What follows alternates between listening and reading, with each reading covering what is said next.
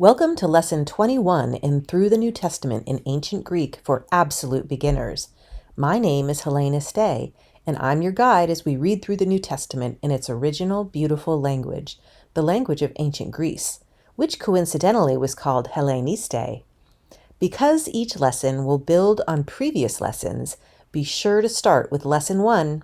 And please don't forget to like this video and subscribe to my channel if you feel so led. Today in Lesson 21, we're going to read Matthew chapter 9, verses 14 through 26, when Jesus is questioned about fasting, when he talks about the patches and the wineskins, and when we see two incidents of the healing touch of Jesus. Our topics in this lesson are first a review of adverbs, prepositions, pronouns, and conjunctions, all of those little words that help us understand the nuances of the sentence.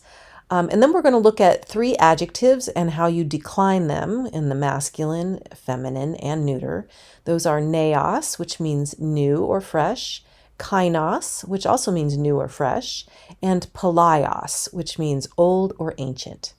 We'll also see an instance again of the genitive absolute construction, so I wanted to point that out. And we're going to look more closely at two specific verbs.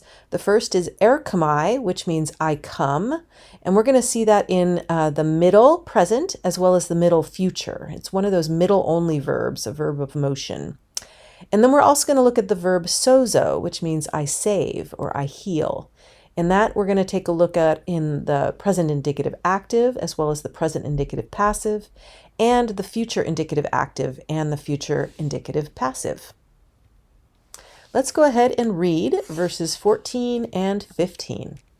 Tate pros erkuntai auto hoi mathetai Ioannou legantes diati hemes kai hoi pharisaioi ne stuamen pala hoi de mathetai su u ne stuusin kai epen autois ha Jesus me dunantai hoi huioi tu numphonas ten thein F hasan met auton estin ha numphias elusantai de hemerai hatan aparthe ap auton ha numphias kai tate ne stu susin.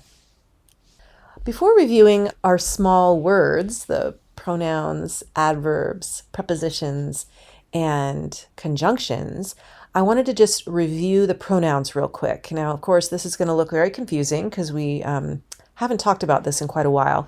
But let's just say, compared to the article, I put the article here, even though it's technically not a pronoun. It's a type of pronoun because it's modifying a noun and making it specific. So the chair instead of just any chair. So ha is the male nominative singular. He is the feminine nominative singular, and ta is the neuter nominative singular. I won't go through all the declensions, but you have, remember, there's nominative, genitive, dative, and accusative in both singular and plural for three different genders.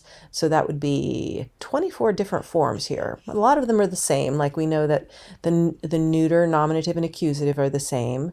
Both for singular and for plural. And we know that masculine and neuter share similar forms in the genitive and the dative, to and to. So it helps a little bit, but there are 24 different forms of the article. Similarly, there are going to be 24 different forms of the relative pronoun. So I think of relative pronouns are pronouns that describe something and its association with something else. So the dog who you saw, who is your relative pronoun to describe the dog. So it kind of gives more information about the dog. So that would be like has. Instead of using has, though, in English we would say whom. The dog whom you saw, although a dog is not a person, but my dog is kind of like a person for me. So in English we would say whom as the direct object. And in Greek, you would say han. So that's the form of the accusative masculine singular. So that's like has, he, and ha. Notice this ha here is distinguished from the ha for the with an accent, so you can tell them apart. But you can also tell from context. Similar to this he is different from this he. And sometimes for clarification, we'll see hostis and hatus as an alternative form for that or which or who. And then personal pronouns, we use personal pronouns all the time. So instead of saying my own name, I am going to the store. I wouldn't say my name, Helene, is going to the store. I would say I am going to the store. You are going to the store. He, she, or it is going. So those are all the personal pronouns. And there's even more of these. So if you think of the forms for ego, you have singular and plural and 4 cases. So it's 8 forms of ego, 8 forms of su, and then we have 8 each of these. So that's another 24, just like so we have a lot of forms. And the more you see them throughout the text, the more you'll recognize them, and it'll become more straightforward and easy for you. And then we have the reflexive pronoun. So emau tu, sayau tu, heyau tu, heyau tes, and heyau tu. Notice these are all in the genitive because usually when you're talking about it, it's of myself. You're talking about it in the genitive. You'll see it also to myself would be in the dative, and I kick myself would be in the accusative. But you might actually also see it in the nominative if you want to emphasize. I myself am going. All right, and then we have our indefinite pronouns and interrogative pronouns, which share the same form with just differences in the accent placement. We have indefinite, meaning we're not really sure what it's talking about. In fact, it's often used for questions to find out what the object is. So you would say the one who, the one that, the thing that, whoever, whatever, whomever for our indefinite. And for interrogative, which means in a question, you'll have words like who, what, which, and why in English. And notice these accents here. So without the accent, it's indefinite. And with the accent, and this is for us, our help in the modern days. Back in ancient Greece, I don't think they distinguished. It was just understood. And then our demonstrative pronouns, we have near demonstrative pronouns, which are indicating something closer to us, like this or these. And then we have the far demonstrative pronouns, which indicate something that's further away, that or those. So hutas, aute, tuta, toot. Toot before a vowel. And then ekenas, ekene, ekena are masculine, feminine, and neuter for the far. And again, these each have equivalents in each case and also in the plural for those and these. So let's take a look. We'll start with the pronouns because that's what we just talked about. So here we have to him. So this would be autos in the nominative, autu, auto, notice the iota subscript, and then auton. Because they come to him, it's going to be dative, to or for him, auto. The disciples of John saying, because why? Here we have our interrogative pronoun, why. Could also mean what. But here specifically with diati, it's kind of like through what or because of what, or simply why. Why are we and the Pharisees fasting a lot when your disciples don't fast? So here we see su for your, okay, that comes from su.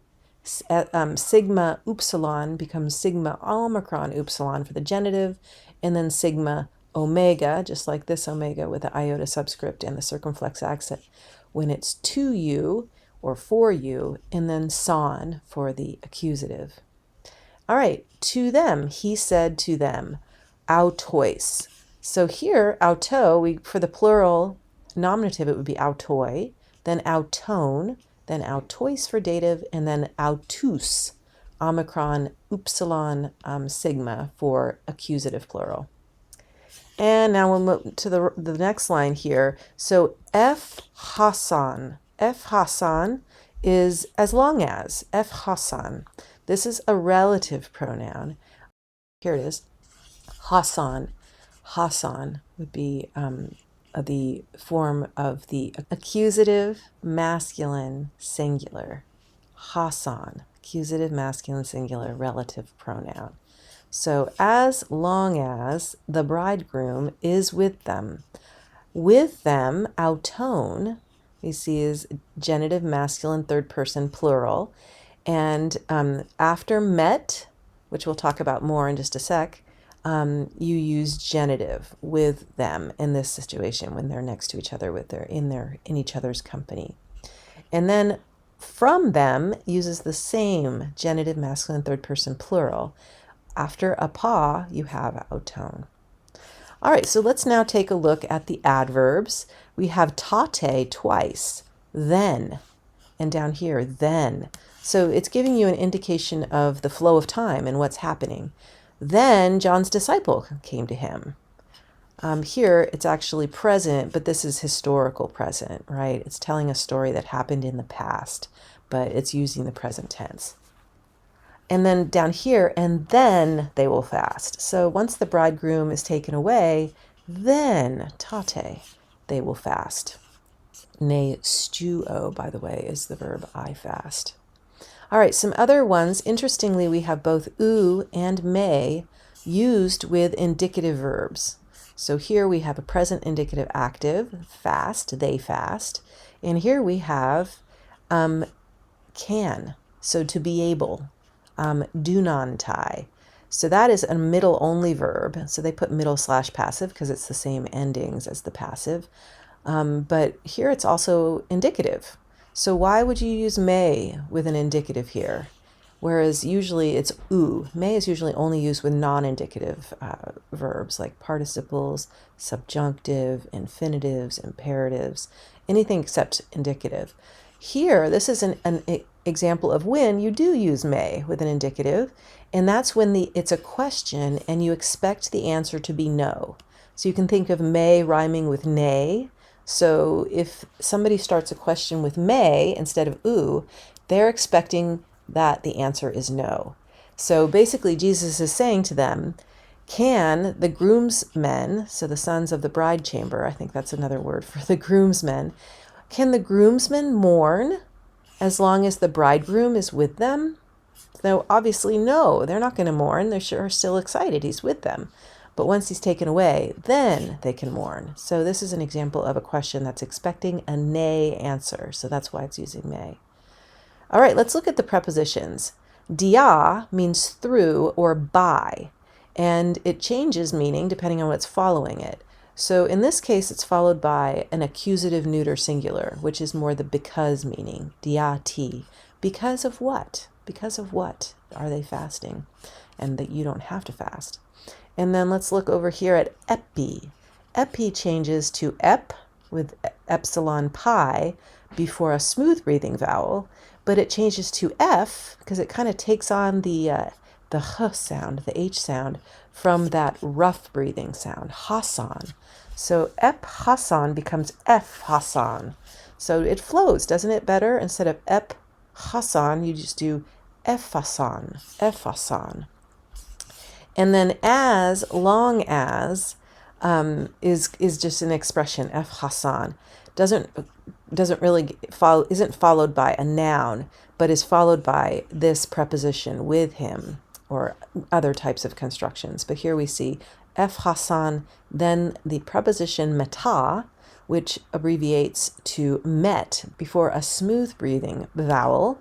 And you can probably guess if this were a rough breathing mark, hauton, it would change to a theta to get that tau H sound. The TH sound becomes the theta. So meth Hassan, something like that with a rough breathing vowel. All right, and then finally we have apa, from them. So when the bridegroom will be taken away, this is an interesting construction here, but it's subjunctive. Shall have been taken away. This is a conditional. It's like when that day comes, when that happens. That's why we use subjunctive here. But from them, apa auton abbreviates into apauton. And just as with F up here, it would become alpha phi if it was before a rough breathing vowel. All right, finally, let's talk about the conjunctions, which you should recognize pretty much so far. We have kai, kai, and kai. So 3 kais. We all know right now that that's exactly the equivalent of and. And then we have de, which is a postpositive. It occurs after the first word of the sentence. And that will almost always mean either and, but, or now. So here, because it's a contrast, we are fasting, the Pharisees are fasting, but your disciples aren't fasting. So it's more of a however type of meaning here.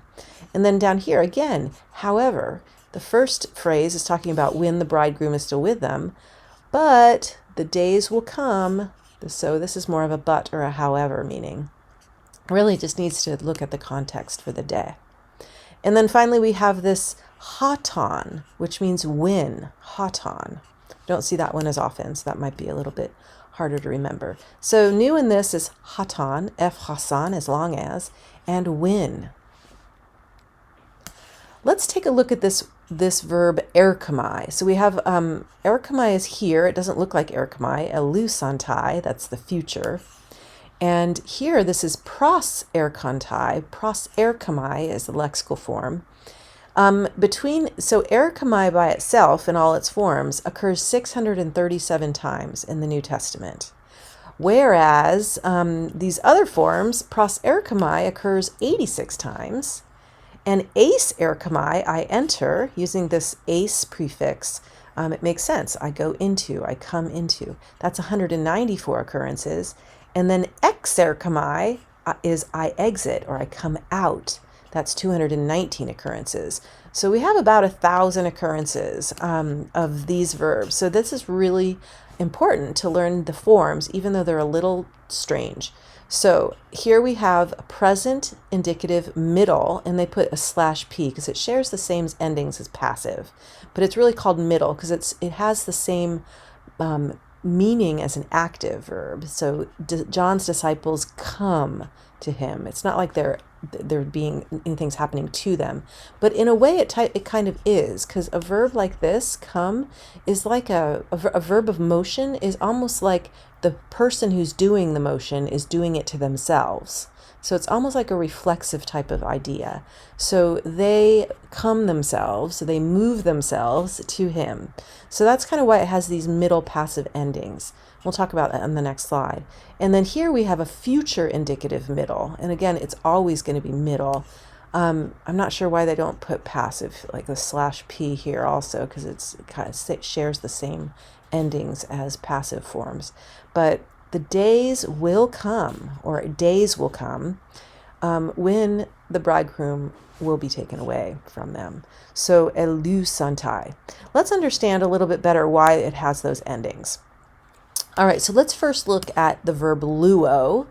That's lambda, upsilon, omega, and that would be the lexical form, meaning I loose.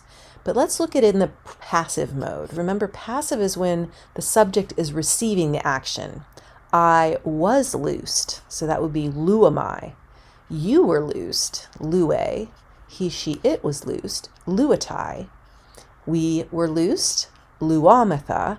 Note here that our accent moves over to the omicron because it can never be further left than the third to last syllable. So tha is our last syllable, me is our second to last syllable, and a is our third to last syllable. So you can't be on the upsilon anymore because that would be the fourth to last syllable. And according to Greek, ancient Greek, it was very musical. You always had to have that accent jump to the third to last if it was on the fourth to last. It just doesn't sound right. Luamatha, never luamatha. So luamatha. Luesthe, you can keep it here because that's still the third to last. Luontai. So the accent can be on the last syllable, the second to last syllable, or the third to last, but never on the fourth to last. All right, so these are our forms for a verb that can have both the middle and the passive. I was loosed, or I loose myself would be similar. So here with έρχομαι, we only use these endings. All right, so it's using the passive endings, but it has an active sense. So έρχομαι is, you would basically say, I move myself, I come. έρχομαι. You come is just erk with that same a, the iota subscript. Erke, that means you come. He, she, it comes, erketai. So amai, a, atai. And then έρχομαι. Notice we have to move that accent because this would be the fourth to last syllable. έρχομαι, έρχεστε, έρχονται. All right, so exactly the same endings as our passive voice, but we call this middle because it's something that the subject is doing to himself. All right, and then here we have the future indicative middle. Now I'm going to just do a really brief explanation of future. I just want to point out this blue sigma. This is the big change. You'll see these endings stay the same. Omai, etai, amatha, esthe, antai. But you have the sigma here. The sigma is your signal that you're moving the action into the future. And then we have this interesting stem change. That's just because έρχομαι is an irregular verb. So just know that the stem change is elu. So erk becomes elu. That's going to be something that you recognize more and more as we see it, but it doesn't really make any sense. Just something that you have to memorize. Like in English, I go, and then past tense is I went. So we have those strange things in English too.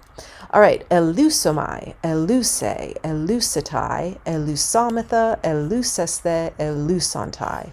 All right, so it's very logical, except for this irregular stem change, but we have the same endings for I will come, you will come, he, she, or it will come, we will come, you all will come, and they will come. So just notice instead of amai, it's samai. Instead of a, it's se. Instead of etai, it's setai. Instead of amatha, it's samatha. Instead of esthe, it's sesthe. And instead of antai, it's santai. So going back to our verb here, you can see it. Elu santai, they will come. These days, that's the subject, will come. However, when the bridegroom will be taken away or will have been taken away from them. This is passive, you can tell by this theta, but I won't go into that now. All right, let's go ahead and move on to our next verses and read 16 and 17 of Matthew 9. Udeste epibale epiblema rakus agnafu epi himatio palio. Eiregar ta pleroma autu apatu himatiu, kai keiran schisma genitai. Ude balusin oinan nean es ascus palaius, de mege regnuntai hoi ascoi, kai ha oinas eketai, kai hoi ascoi apaluntai. Allah balusin oinan nean es ascus kainus, kai amphateroi sunteruntai. All right, we've got a lot of different things to talk about here. Specifically, I just want to point out there are no adverbs in this section, which is nice. One less thing to talk about. We have a lot of prepositions, though. So let's go ahead and get started with, actually, we have a lot of conjunctions. Let's start with the prepositions, though. We have of it. All right, so no one, however, puts a patch of cloth unshrunk. So an unshrunk patch of cloth on old clothing. So here we have the semicolon, which is a question. Does anyone put a patch of unshrunk cloth on old clothing? No, for it tears the patch from the garment and a worse tear emerges. All right, so as that new patch shrinks, it tears the garment even more, right?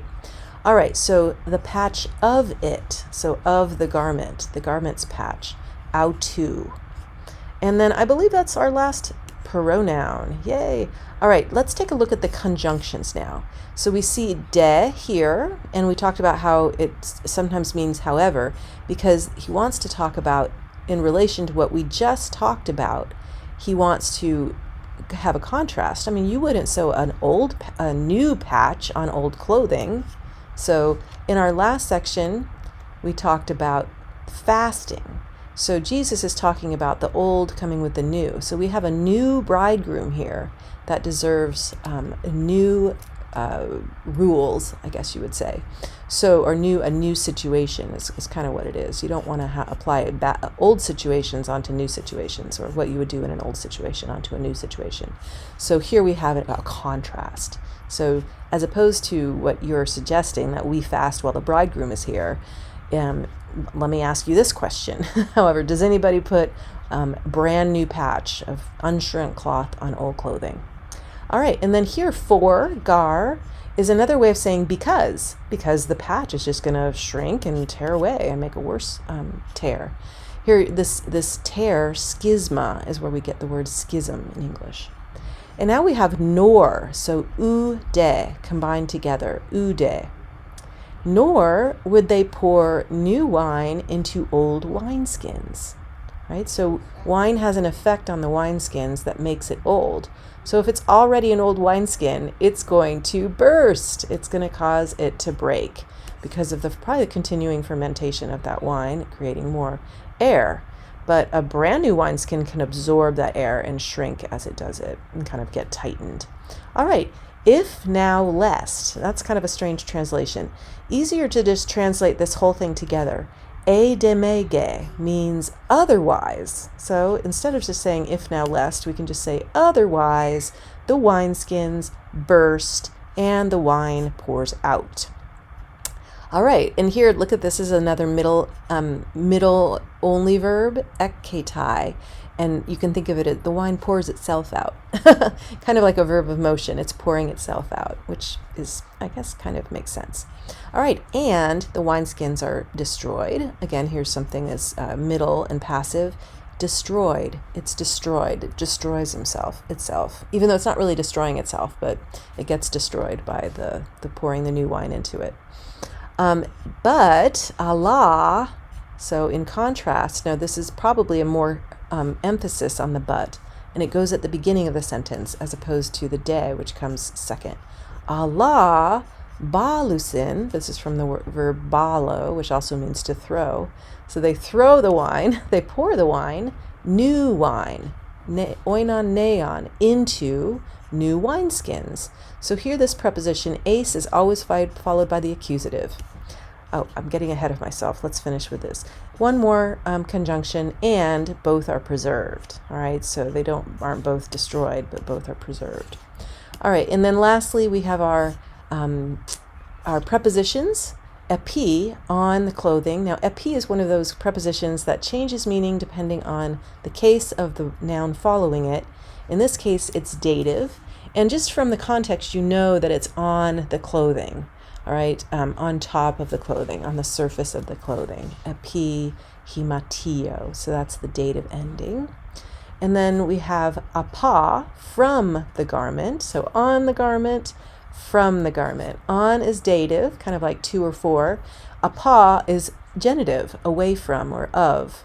So that would be followed by genitive, to hamatio.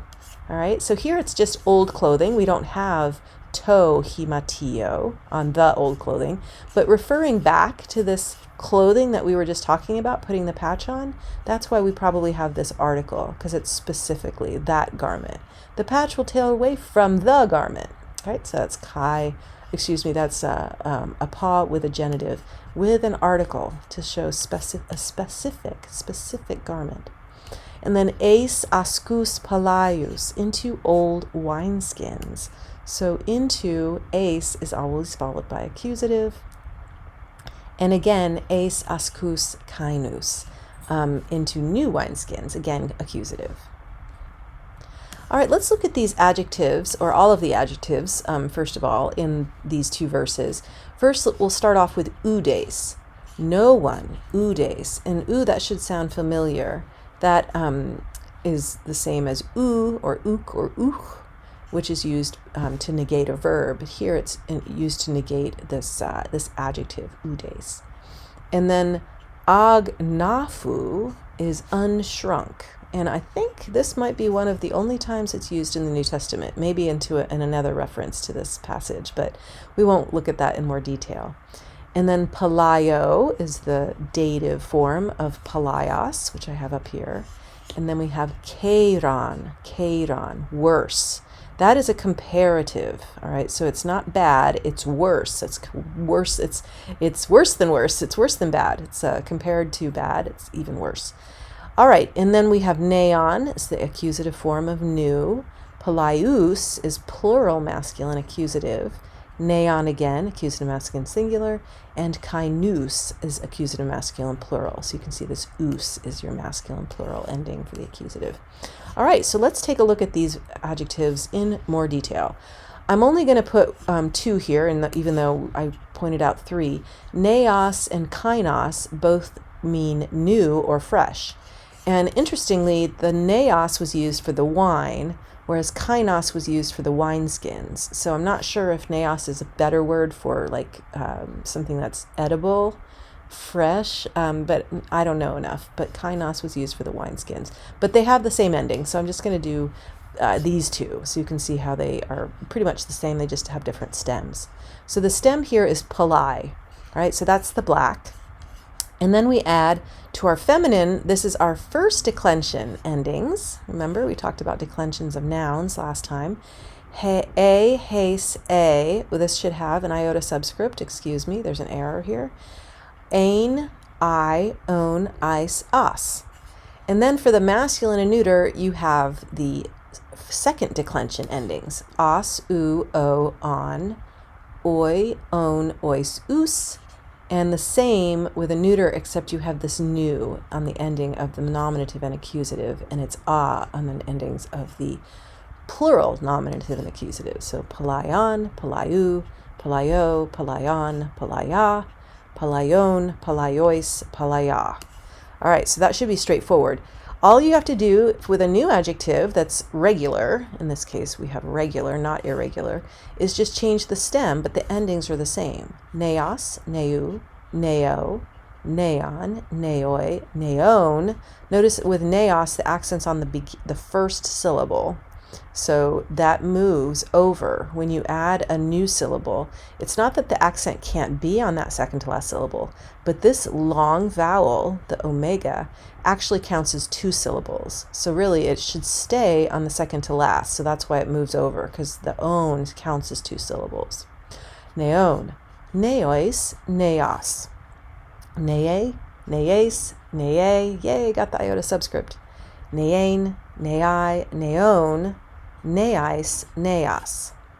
Neon, neu, neon, neu, neo, neon, nea, neon, neois, nea. All right, so that's a good review of declensions and shows you how the adjectives match the noun that they're modifying. Let's go ahead and read this next section. So Matthew 9, verses 18 through 21. Tauta autu laluntas autois, idu, archon, heis, elthon, prosecune auto, legon hati. He thugater mu, arti, etelu tesen. Ala elthon, epithes, tain kera su epautain, kai zesetai. Kai egerthes ha Jesus e kaluthe auto, kai hoimathetai autu. Kai idu gune haimarusa dodeca ete, proselthusa apisthen. Heipsato tu craspedu tu himatiu autu. Elegen. Gar en heaute, ean manan hapsomai tu himatiu autu, so thesomai. All right, let's first point out this genitive absolute construction. So here we start off with tauta autu laluntas autois. So it's strange because we have a genitive here, a genitive here. What's going on? There's no nominative. This is genitive absolute construction, which is used to kind of set the scene. And it usually indicates that while this is going on, something else will happen that comes next. So these things is accusative neuter plural. And then you have this of him speaking. So to them. So of him speaking to them these things, behold, a ruler came. So the best way to translate these types of constructions into English is just saying while. While he, so you take what's in genitive and make that the subject, while he was speaking these things to them, or while he was saying these things to them. So talking about the wineskins and so forth.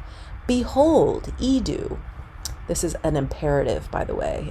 It's become a, kind of an expression, but look, behold, a ruler, a certain ruler. Now here we have the word for one. I'm not going to go into this too much because I just wanted to talk about genitive absolute construction, but this word haste means a certain or one ruler. So it came and knelt down in front of him. All right, let's look at our adverbs in these verses. Presently is arti, presently. So we also have noon, which means now. Arti is just kind of a similar idea. And then Jesus was walking, a woman came up behind him. That's apisthen, apisthen, apisthen. So something we don't see very often. In fact, I don't think it's used very often in the New Testament, apisthen. And then lastly, we have only manon. Manas, mana, mane, manon. And this one is an adverb, but the adjective is exactly the same. If you just use manon, it means only. She's saying, if only I will touch his garment, I will be healed. All I have to do, just touch. All right, now let's go on to the numerous pronouns. I have to look at this. This one's a demonstrative pronoun. In this case, it's a near demonstrative. These things, tauta, tauta. And tauta is neuter because it's just a general, generic things. He was talking about things. They weren't masculine or feminine. They're just in general things. That's why it's accusative, neuter, plural. And then he was speaking these things to them. So he here is, of course, in the genitive because of the genitive absolute construction. To them is in the dative because he's speaking to them. So to the people, to his disciples and the other people there. Probably John's disciples were there too. And then here we have proskuneo, which means I kneel, and he was kneeling. So in the imperfect tense, he was kneeling. So he came, and this ruler, probably a very important person, knelt down in front of Jesus. Now with this proskuneo, it's followed by the dative, knelt down to him. All right, so towards him. Just like we have some, I like to use the word or the expression I make fun of. To make fun, you have to say of someone. So here it's kind of like the same thing. You have to kneel down to him in ancient Greek. It would sound weird if you said auton with the accusative. All right, and then my daughter, he thugater mu, is the genitive of the personal pronoun for I. And then we have upon her, lay your hand upon her. I forgot this Sue here. There's another example of a personal pronoun in the genitive. And then upon her here is going to be, like we saw with the garment, a P followed by the accusative is on, right? On. And then we have followed him. Another word, akalutheo, is this verb is used with the dative. I followed to him, just like I kneeled to him. So auto again. And then including Jesus's disciples, his disciples, autu, hoi mathetai, autu. And then again, the fringe of his garment, again, Jesus's garment, autu. And then down here, within herself, en heaute. All right, so here we have the dative feminine third person singular form of that reflexive pronoun. So within herself, en heaute. And then lastly, we have his garment again, autu. All right, now let's look at prepositions. We have ep, upon her. Remember, it's a P that shortens to ep before a smooth breathing vowel. And then en heautein is within herself, in. And notice that in is always followed by the dative, right? That's like in a relationship, you're dating someone. That's how I remember it. All right, lastly, let's look at conjunctions. We have hati. Hati usually means that, but you don't have to translate that here because in English we would just say, he was saying, my daughter has just died. So you don't really need to say that. But in ancient Greek, the hoti was used similar to our quotation marks now in English. They didn't have quotation marks. In fact, they didn't have any accents, and all the words just kind of came straight by. I think I showed you guys what it looked like in the Codex Sinaiticus. No spaces, no punctuation, no accents. Everything was in the capital case, and they didn't really have a way of having quotation marks either. So this hoti would indicate this direct discourse. And direct discourse is simply when we're talking from the point of view of the person speaking, not from the person who's writing this down. So it's as if the ruler's talking, right? My daughter, not his daughter just died, but my daughter. If we would say the ruler said his daughter had just died, that would be indirect discourse. Here, this is direct discourse. And this is the word that we use to introduce it in ancient Greek, hoti. And then kai, she will live, and after Jesus got up, he followed him and also his disciples. So in English, we would just say also, because it kind of sounds weird having and his disciples. He and his disciples followed him. And then we have and again, so introducing something, a new action. This woman that had a flow of blood for the last 12 years comes up behind him, and she touches the fringe of his garment. So that kai introduces that section. Because she was saying to herself, if only I touch his garment, I will be healed. So gar here means because, or since, or on account of the fact that she thought touching his garment would heal her. So, and then aeon, if, aeon monon, if only, aeon monon. All right, I want to look at one more verb here before we move on. It's the verb sώζω. And sώζω means I heal, I save. Here we see it as the future indicative passive. I will be healed, right? I'm not going to heal. It's not like I will heal. I will be healed.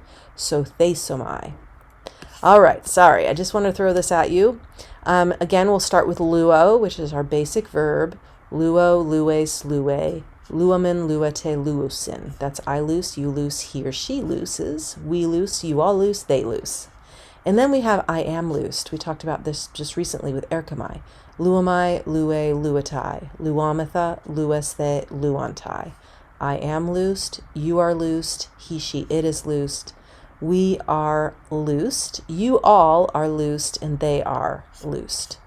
Let's look at it with sώζω. Now, the ones in parentheses don't occur in the New Testament, just in the second person singular, which is interesting. But we'll just put it out there as if we saw it in the New Testament. This is how it would be formed.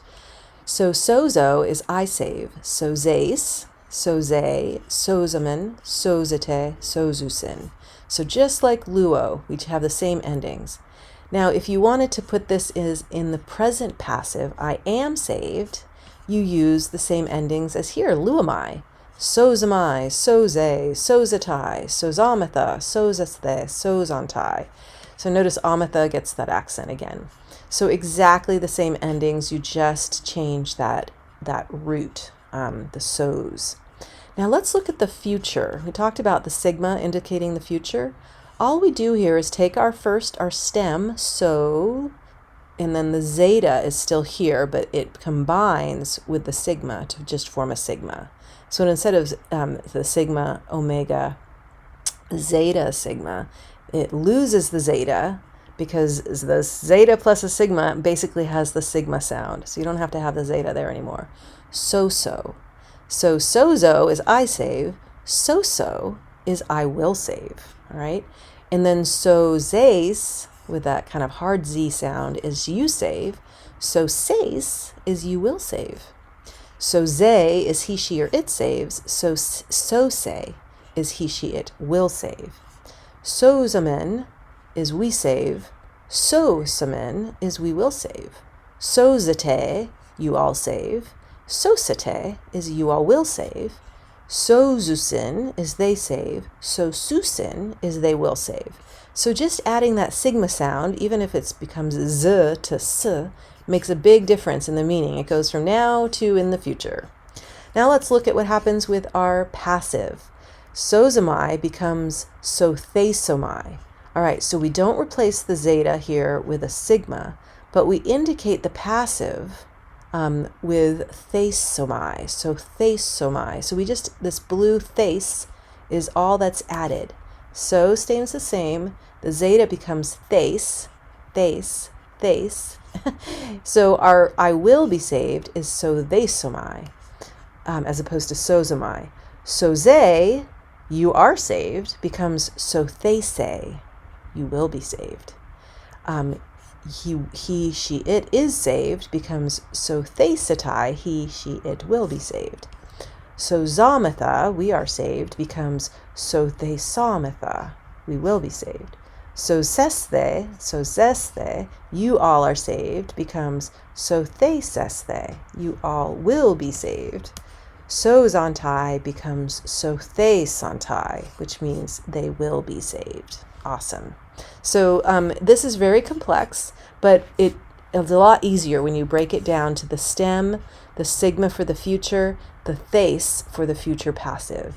And then the endings pretty much stay the same. It's straightforward. Of course, there's a lot of exceptions to these rules. There's always irregular verbs in any language, but especially in ancient Greek, which is very old and had a lot of time to develop those irregularities. All right, let's go ahead and read these next verses. Ha de Jesus strophes kai idon autain apen tharse thugater he pistis su sesokinse kai esothe he gune apates horas ekenes kai elthon ha Jesus estain oikian tu arkantas kai idon tus auletas kai tan achlan forubumenon elegen anakorete ugar apethanen ta korasian ala kathiude kai kategelon autu hate de exeblethe ha aklas eselthon ekratesen tes kairas autes kai egerthe ta korasian kai exelthen he feme aute es halein tain gain ekenein. All right, adverbs in this location, in this section of verses, we have u for the girl is not dead, not. U apethanen, she has not died. We have hate, win. So we had hatan before for win. This is another way of saying win. Hate de. All right, now let's look at conjunctions. Ha de Jesus and Jesus. So kind of a way of introducing what happens next. Having turned and having seen her, kai. This is talking about the woman with the bleeding. Again, turned and seen, kai, straightforward. And the woman was cured. That's a pretty cool way to introduce that next sentence. And she was cured. And Jesus came to the house of the ruler. So again, kai. A lot of kai in Matthew. It really emphasizes the action. It's a fast-paced book. Let's look at something other than kai. We have gar. For she is not dead. So he's telling everybody to go away. They're mourning, making a big commotion. And he says, for she has not died, but she's just sleeping. All right, so that's why he's telling them to go away. For. It's kind of like a because. And then let's look at our pronouns. We have a personal pronoun here. He saw her. He turned and saw her. Accusative, feminine, third person singular. Autain. Your faith. He pistis su. Has cured you. So we have two of these personal pronouns that are second person singular. This is the genitive, this is the accusative. The faith has cured you. So that's the direct object. And that very hour. So in English we would say that very hour. In this translation they use ekenes, that hour. Tes horas ekenes. We're like that exact hour. She was healed immediately as soon as he said that. As soon as her faith healed her, I guess. And What else do we have for personal pronouns? All right, her hand. He took hold of her hand, the hand of her. Tes, kairos, autes. And then this report, it's nominative, so we have the nominative, aute. He, pheme, aute. This report went out into, ace is always followed by the accusative, so the whole land that. So that entire area. All right, so I love this, the way it sounds. It's so poetic. Halain, tain gain, ekainain. A lot of ains all together. Very beautiful. All right, let's really quickly look at that demonstrative pronoun we just saw. Ekainos, ekaine, ekaina. Ekainu, ekaines, ekainu. Ekaino, ekaine, ekaino. Ekainon, ekainain, ekaina. Ekainoi, ekainai, ekaina. Ekainon, ekainon, ekainon. Ekainois, ekainais, ekainois. Ekainus, ekainas, ekaina. Hutas, haute, tuta, tut. Tutu, tutes, tutu. Tuto, taute, tuto. Tuton, tautain, tuta, toot. Hutoi, hautai, tauta. Tutone, tutone, tutone. Tutois, tautais, tutois. Tutois, tutus, tautas, tauta. All right, and then we'll look one more time at sώζω, I heal. Here, this is perfect indicative active. Sesokin.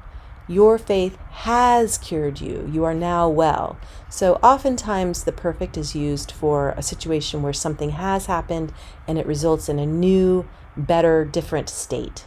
Not necessarily better, I guess. Was cured. Aorist indicative passive. She was cured. So that's passive. In the past, passive.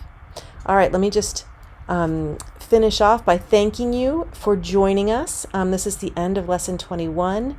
My name is Helena Stay, and I really hope that you can join us for lesson 22 next. And please like this video if you got something out of it, and also subscribe to our channel if you haven't already at this point, 21 lessons later. And goodbye.